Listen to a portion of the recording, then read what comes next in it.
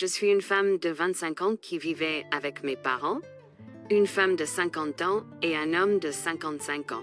Donc, nous vivions ensemble car c'était proche de mon lieu de travail et d'un quartier cher. Et j'ai récemment déménagé après avoir vécu là-bas pendant une semaine, mais je n'ai jamais ressenti le besoin de partir plus tôt. Et mes parents ne m'ont jamais demandé de partir. En gagnant plus d'argent, j'ai apporté des améliorations à la maison, comme l'installation de la climatisation et la mise en place d'Alexa dans ma chambre et dans toute la maison. J'ai également ajouté une excellente douche dans la salle de bain d'invités, que j'ai finalement ajoutée à ma propre chambre. Et j'espère réellement que ça me fait également aussi un effort de qualité pour ma chambre. En conséquence, ma chambre est devenue la meilleure de la maison. J'ai bien payé un rien par an à Québec. Cependant, après 3 mois, mes parents sont venus me parler et m'ont dit qu'il était temps que je parte pour qu'ils puissent avoir un peu de temps seuls. J'ai accepté, car je vivais là-bas uniquement pour des raisons pratiques. J'ai trouvé une nouvelle maison, mais elle avait besoin de quelques modifications. Pour éviter d'avoir à acheter de nouveaux objets, j'ai remplacé toutes les prises, ampoules, interrupteurs et la douche par des modèles plus courants. J'ai payé pour toutes ces modifications ainsi que pour l'augmentation des coûts énergétiques. J'ai également retiré la climatisation et payé pour faire boucher le trou qu'elle avait laissé.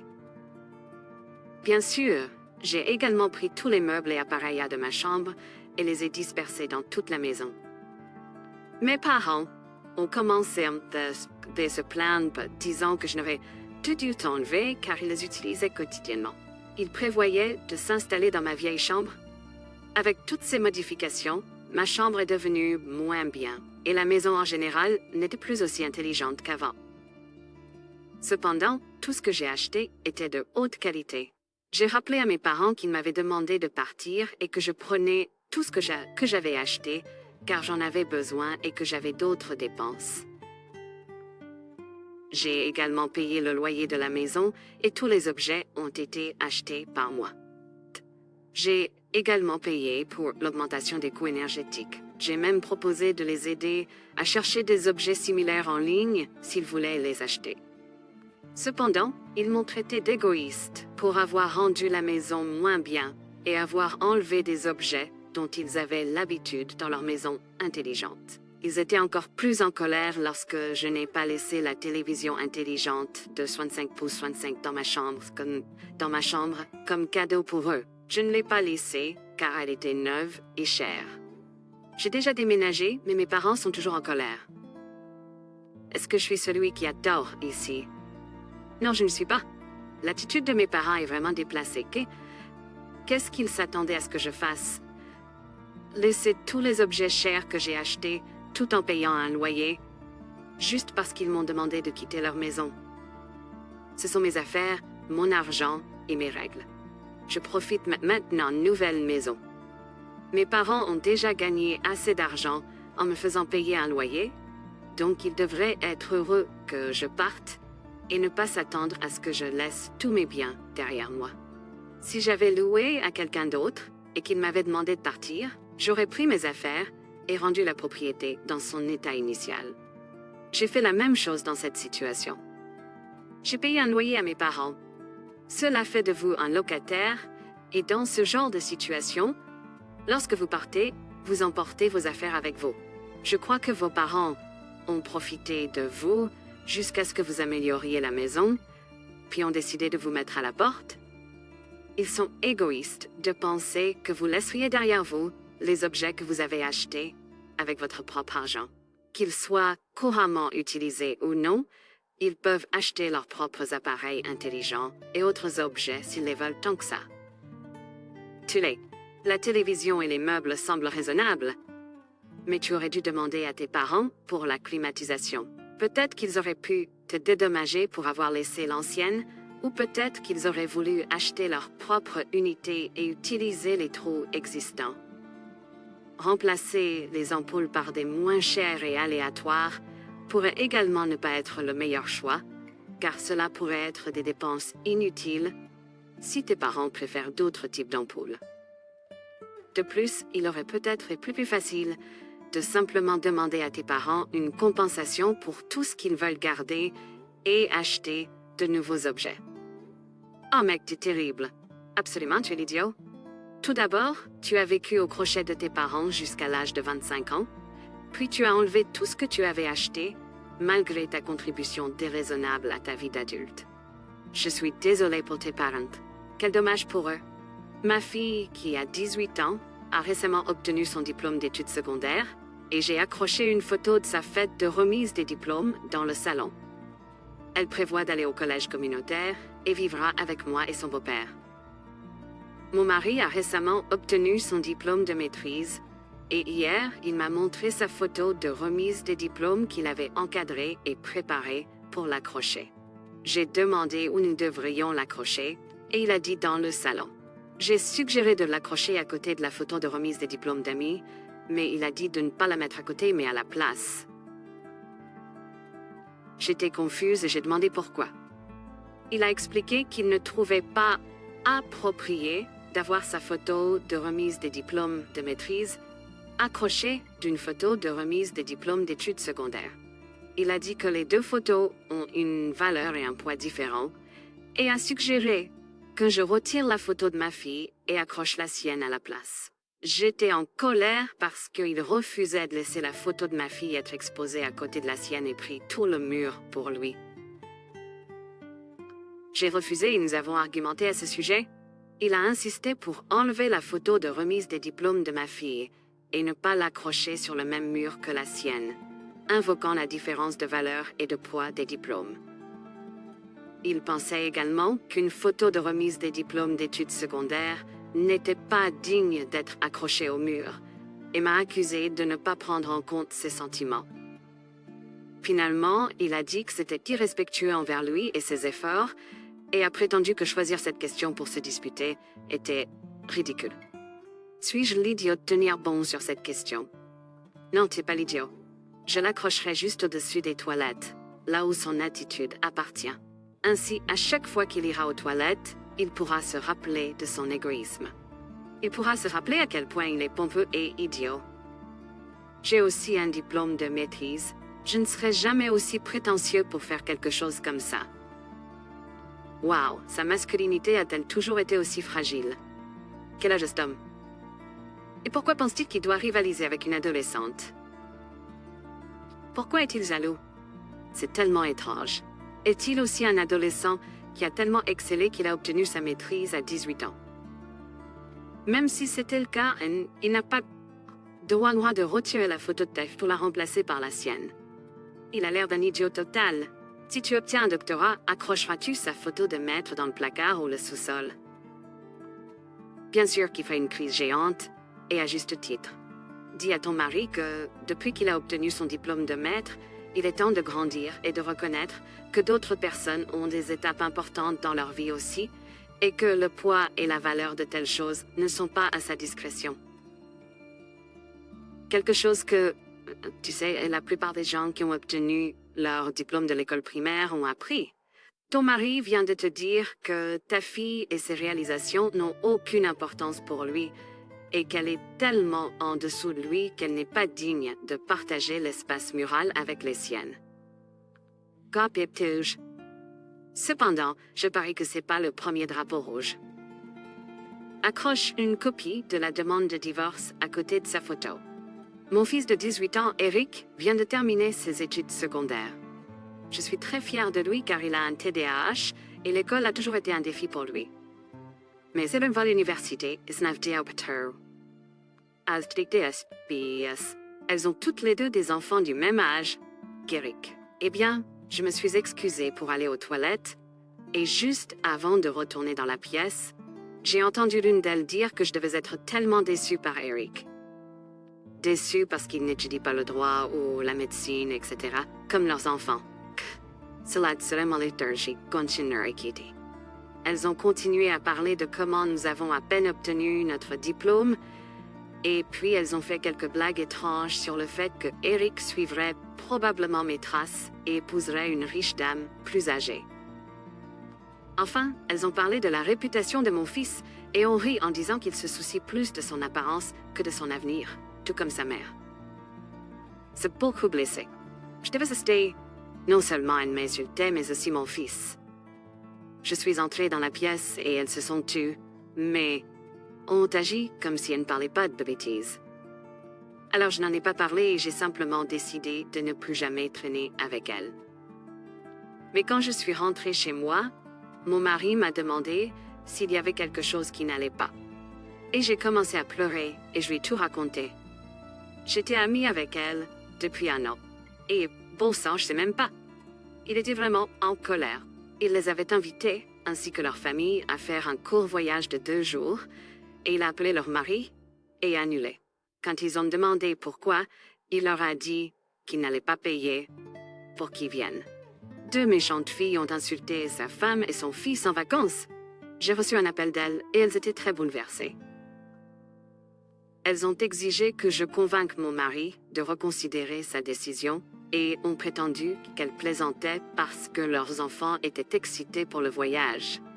J'ai refusé de le faire, mais elles ont insisté pour que je leur parle plutôt que de pleurer à mon mari comme une personne faible.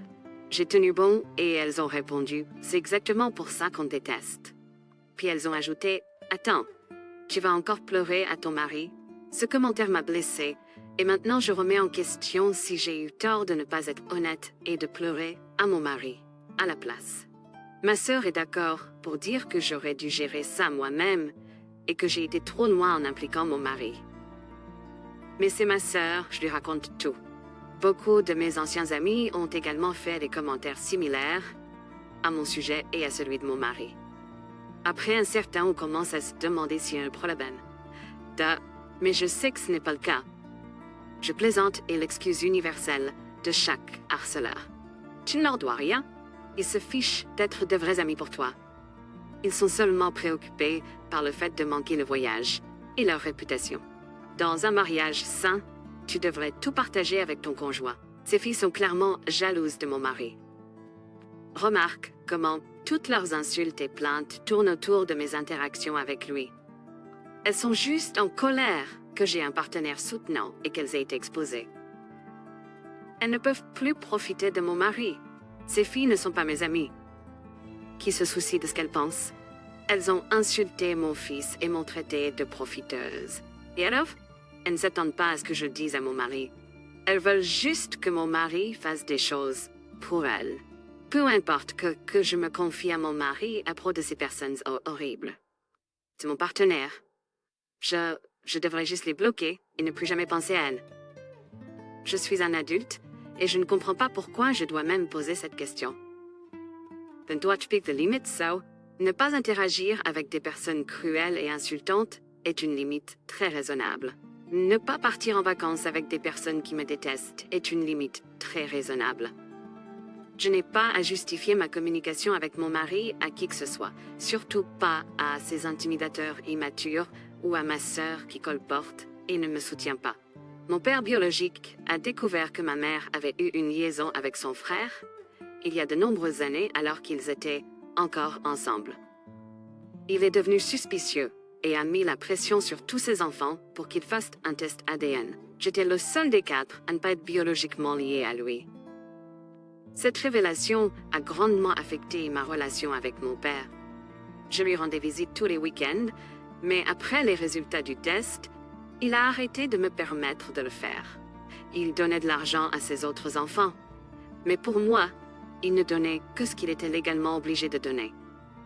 Mes frères et sœurs recevaient des voitures et des voyages dans d'autres pays, des cadeaux qui étaient partagés entre mes parents. Je n'ai reçu qu'un voyage parce que c'était ce que mes parents étaient légalement tenus de me donner. C'est ce que ma mère pouvait gérer seule. C'était douloureux de voir mon frère, un an plus jeune, tout avoir. J'ai perdu un père aimant, présent et serviable en seulement 1 mois. Chaque fois que je le soulignais, il me disait de comprendre à quel point c'était difficile pour lui de voir les conséquences de la trahison de ma mère. Il a également mentionné qu'elle lui avait menti pendant des années, profitant des similitudes entre lui et son frère. Pendant plus de 5 ans, il ne me parlait presque pas en dehors des bases et m'excluait de tout, y compris des fêtes. Ça fait très mal. Après 5 ans, sous l'influence de ma belle-mère, Il a eu plus de contact avec moi, mais notre relation n'a jamais été la même. Ça a toujours été difficile depuis. La situation est que je vais me marier avec ma belle fiancée dans quelques mois, et nous sommes en train de préparer la cérémonie et la réception.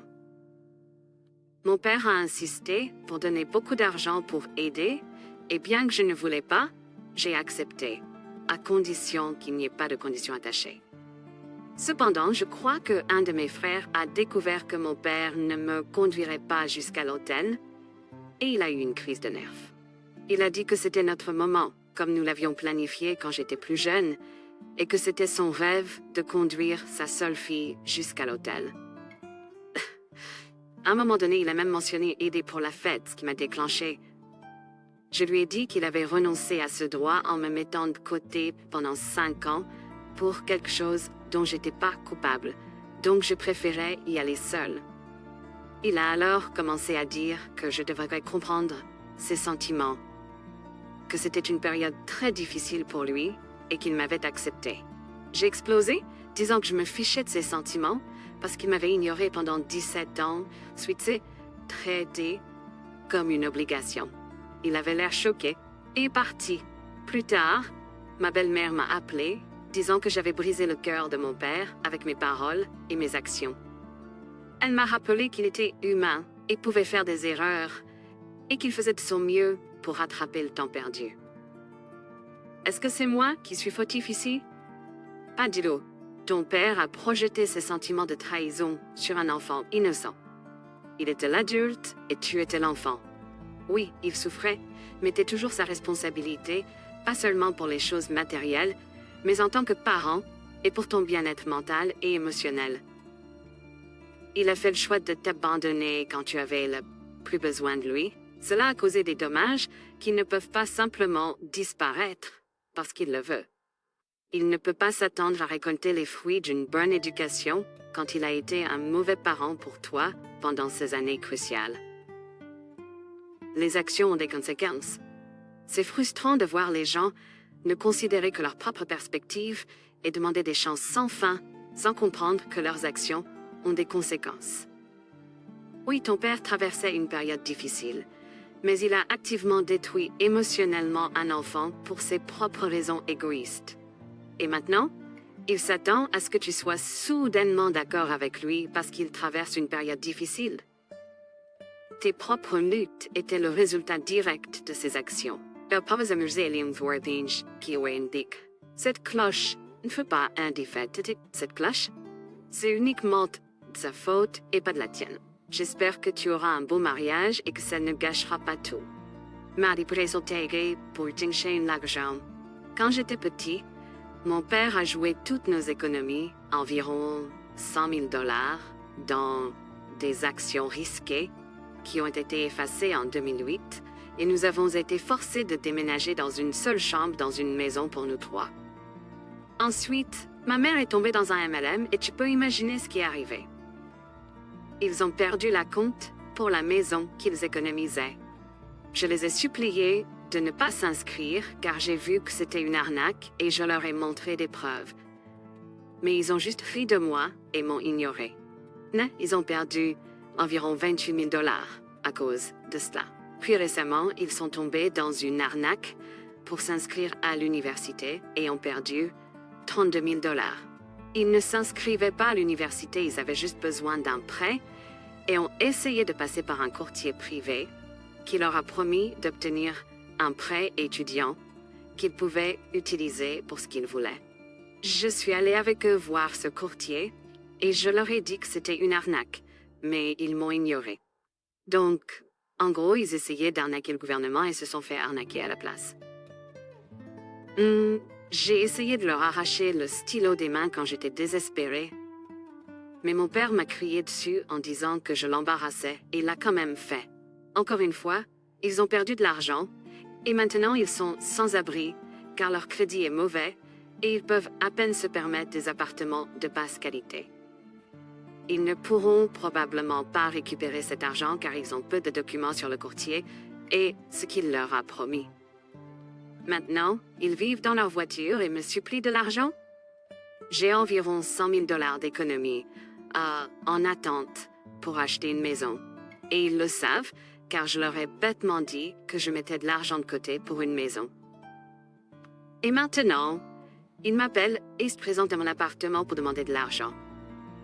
Ils veulent aussi emménager en attendant, mais mon colocataire et moi avons convenu qu'une visite d'amis ou de famille ne doit pas dépasser une semaine pour éviter les ressentiments. Et si mes parents emménagent, ils refuseront probablement de partir. Ils vont dans des banques alimentaires. Et honnêtement, je n'arrive pas à être compatissant, car ils ne m'écoutent pas, jusqu'à ce qu'ils aient besoin de mon argent. Suis-je idiot de ne pas aider mes parents alors qu'ils sont sans abri? Ne leur donne pas d'argent. Tu sais exactement ce qui se passe. Tu sais ce qui va arriver. Tu ne peux pas les sauver d'eux-mêmes. Ils sont un puissant fond et ils te videront de tout ton argent et finiront quand même sans abri. S'il te plaît, ne leur donne pas un centime. Ne les laisse pas entrer chez toi. Ne fais pas leur lessive. Ne rapporte pas de nourriture. J'ai vu tellement de situations où des enfants qui ont travaillé dur pour surmonter leur éducation ont été aspirés de nouveau et se sont retrouvés stressés et sans argent. Je peux probablement voir que ça fait monter ma tension juste en lisant ton histoire. Assure-toi que ton crédit est verrouillé. Les parents ont généralement tout ce dont ils ont besoin pour ouvrir un compte au nom de leurs enfants. Cependant, si tu ne leur donnes rien et tu ne devrais pas, ils pourraient prendre les choses en main pour obtenir quelque chose de toi. Verrouille-la. Désolé, mais tes instincts sont justes. Tes parents ont besoin d'aide, mais pas du genre d'aide qu'ils veulent de toi. Pour l'instant, tu es relativement en sécurité grâce à ton accord avec ton colocataire. Mais quand tu auras ta propre maison, je te suggère de ne pas leur donner ton adresse pour éviter tout harcèlement. Ils ont ruiné leur vie, ne laisse pas faire la même chose avec la tienne.